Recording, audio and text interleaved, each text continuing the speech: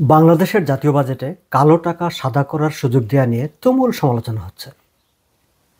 আচ্ছা, বিএনপি কি তাদের কোনো বাজেটে কালো টাকা সাদা করার সুযোগ দিয়েছিল?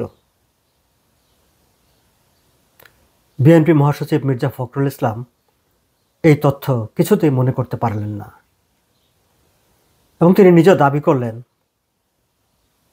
বিএনপি কখনো কালো টাকা সাদা করার সুযোগ দিয়েছিল কিনা কোনো বাজেটে সেটি তার মনে নেই। রোববার ঢাকায় বাজেট নিয়ে বিএনপি যে সাংবাদিক সম্মেলনটি করেছে সেই সাংবাদিক সম্মেলনে সাংবাদিক প্রশ্ন করেছিল যে বিএনপি নিজেরাও কালো টাকা সাদা করার সুযোগ দিয়েছিল, কাজেই এই বিষয়ে সমালোচনা করার কোনো নৈতিক অবস্থান বিএনপির আছে কিনা। তার জবাবে মির্জা ফখরুল ইসলাম স্পষ্ট করে বলেছেন যে তার মনে নেই, তিনি মনে করতে পারছেন না বিএনপি কখনো এই ধরনের কোনো পদক্ষেপ নিয়েছে কিনা। দর্শক, এই বিষয় নিয়ে একটু সামান্য আলোকপাত করি আপনাদের সঙ্গে আছি আমি শওকত আলী সাগর। ইন্টারেস্টিং পয়েন্ট হচ্ছে যে কালো টাকা সাদা করা নিয়ে আওয়ামী লীগ এবং বিএনপি দুই দলের মধ্যে আসলে মৌলিক কোনো পার্থক্য খুঁজে পাওয়া যাচ্ছে না।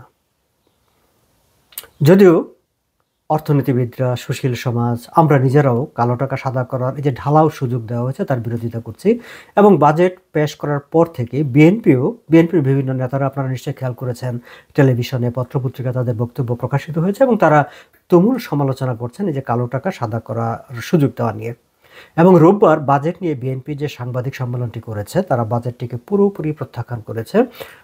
বাজেটের অনেক সমালোচনা তারা করেছে এবং আমি যদি ঢাকার জাতীয় দৈনিক প্রথম আলো থেকে ঠিক কালো টাকা সাদা করা প্রশ্নে মির্জা ফখরুল ইসলাম যে বক্তব্যটুকু দিয়েছেন আমি সেই অংশটুকু যদি আপনাদেরকে পড়ে শোনাই। বিএনপি মহাসচিব বলেন, কালো টাকা সাদা করার সুযোগ দেওয়ায় সৎ ও বৈধ করদাতারা নিরুৎসাহিত এবং দুর্নীতিকে উৎসাহিত করা হয়েছে। অর্থাৎ বিএনপি মনে করছে যে কালো টাকা সাদা করার সুযোগ দিয়ে বৈধ যারা কর দেয় তাদেরকে নিরুৎসাহিত করা হচ্ছে এবং দুর্নীতিকে উৎসাহিত করা হচ্ছে, যেটি আমরাও বলি। দুর্নীতি করার এই লাইসেন্স দেওয়া অবৈধ, অনৈতিক ও অসাংবিধানিক। এটি হচ্ছে বিএনপি মহাসচিবের বক্তব্য।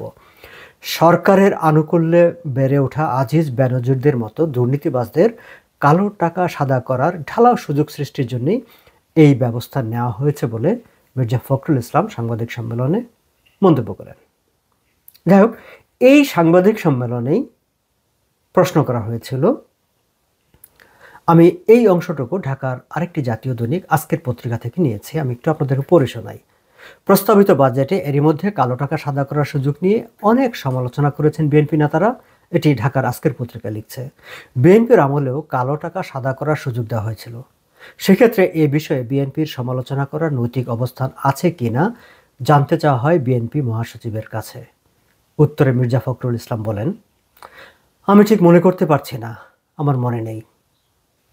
তারপরে তিনি বলেন, কালো টাকা সাদা করা যদি হয়ে থাকে তবে অর্থনৈতিক একটা ব্যাকআপ ছিল।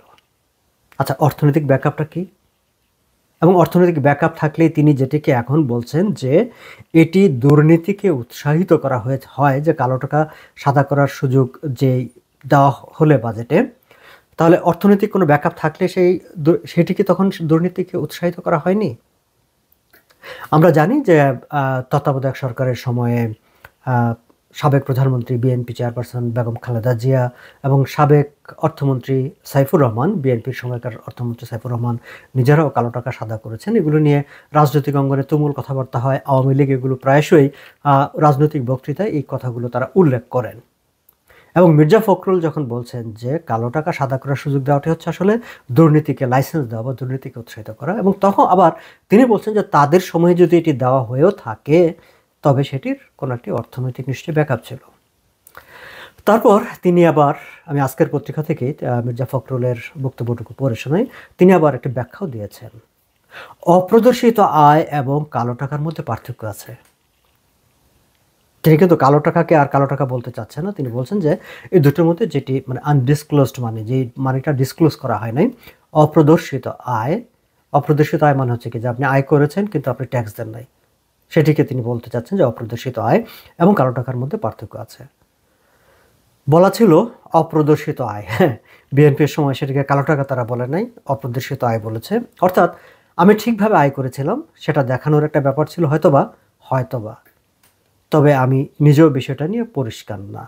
খেয়াল করবেন, দলের মহাসচিব তার সময়কার একটি অর্থনৈতিক গুরুত্বপূর্ণ পলিসি, তিনি বাজেট নিয়ে বক্তব্য রাখতে এসেছেন, তিনি বাজেটে একটি পদক্ষেপের তুমুল সমালোচনা করছেন, প্রত্যাখ্যান করছেন, এবং সেই একই পদক্ষেপটা তার সরকারের সময় নিয়েছিল কিনা সেই ব্যাপারটায় তিনি পরিষ্কার না। আবার তিনি এই বিষয় নিয়ে একটি ব্যাখ্যা দেওয়ার চেষ্টা করছেন। আচ্ছা, এই যে অপ্রদর্শিত আয় এবং কালো টাকা, এর মধ্যে তিনি একটি ডিফারেন্সিয়েট করার চেষ্টা করেছেন। ক্ষমতাসীন আওয়ামী লীগ এটিকে কীভাবে দেখে? তারাও তো ঠিক একইভাবে দেখে না। আমি যদি ঠিক একদিন আগে প্রধানমন্ত্রী শেখ হাসিনার বক্তব্য থেকে উদ্ধৃত করি, তিনিও ঠিক কিন্তু একথাই বলেছেন যে এরকম একটা ব্যবস্থা এটা আসলে আগেও ছিল, সেই তত্ত্বাবধায়ক আমলে শুরু হয়েছিল, সব সরকারই করেছে, অর্থাৎ বিএনপিও করেছে। যাই হোক, সেটা না, কিন্তু শেখ হাসিনা যেটি বলেছেন সেটি হচ্ছে, অনেকে বলেন কালো টাকা।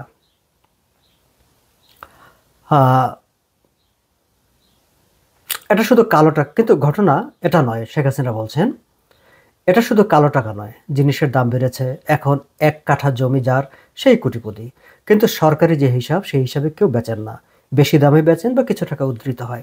এই টাকা তারা গুজে রাখেন।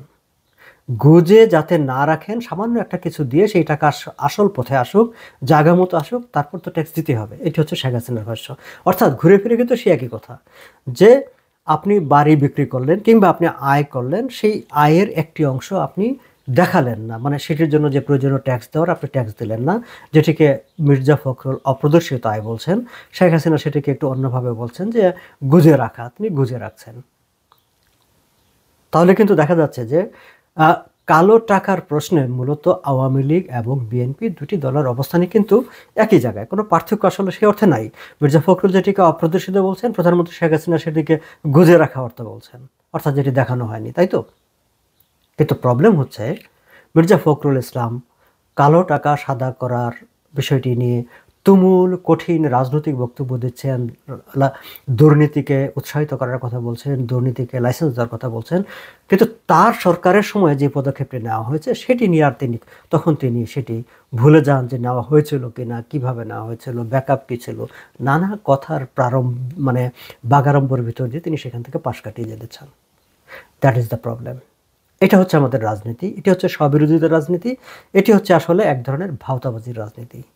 বিএনপি তার পদক্ষেপের জায়গায়, তার নেওয়া বিভিন্ন পদক্ষেপের জায়গায় সৎভাবে সাংবাদিকদের কিংবা নাগরিকদের কিংবা দেশবাসীর সামনে দাঁড়াতে পারে না, দাঁড়াতে পারছে না, পরিষ্কারভাবে স্বীকার করতে পারছে না যে হ্যাঁ, কালো টাকা আমরা সেই সময় করেছি, সেটা ভুল ছিল।